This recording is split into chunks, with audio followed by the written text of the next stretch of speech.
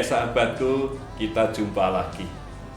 Sahabatku, semoga kabarmu semua baik. Banyak orang pada hari-hari ini yang kehilangan pekerjaannya.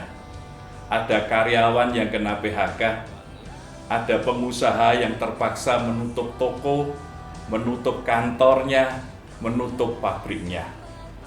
Juga banyak orang yang berusaha, pedagang kaki lima pun banyak yang harus berhenti bekerja. Nah, orang menjadi panik, orang menjadi gelisah, orang menjadi sedih. Mengapa? Karena mereka merasa rezekinya hilang. Nah, orang yang kehilangan pendapatan dalam hidupnya, dia selama ini merasa bahwa yang memberi rezeki adalah perusahaannya. Ketika dia di PHK, maka rezekinya hilang. Orang menyangka bahwa rezeki itu dari apa yang dia usahakan, dari membuka tokonya. Dia juga merasa bahwa rezekinya dari pabriknya.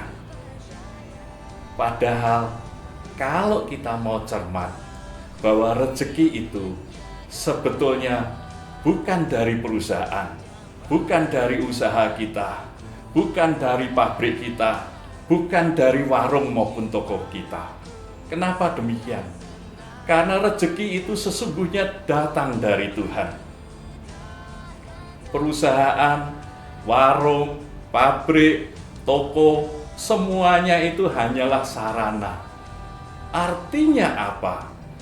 Bahwa Tuhan yang memberikan rezeki tidak pernah absen.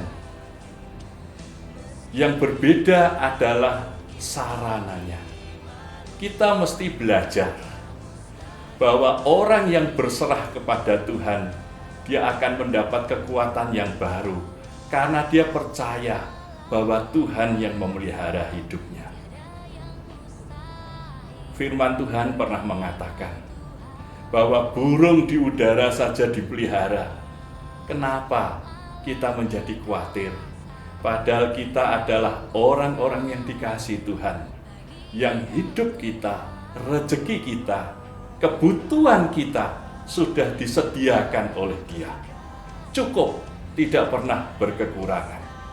Kita saja yang seringkali terpaku pada satu pintu yang tertutup. Kita sebagai karyawan, ketika kita di PHK, kita merasa bahwa hidup kita berakhir karena pintu rezeki kita tertutup. Padahal satu pintu yang tertutup, kalau kita tidak terus mengarahkan mata kita kepada pintu yang tertutup, kita bisa melihat pintu-pintu yang lain yang Tuhan bukakan. Demikian juga dengan usaha kita. Dulu mungkin kita adalah konsumen, customer yang sering order lewat online. Sekarang saatnya kita beralih dari customer, dari konsumen, kita menjadi pengusaha online. Karena apa? Kita melihat bahwa satu pintu tertutup, tetapi masih banyak pintu-pintu yang terbuka. Kita tidak perlu khawatir, karena hidup kita itu tidak tergantung sama usaha kita, tetapi tergantung pada Tuhan. Berbahagialah orang yang percaya walaupun tidak melihat. Sahabatku, terus semangat. Kita punya Tuhan yang luar biasa yang memelihara hidup kita. Haleluya.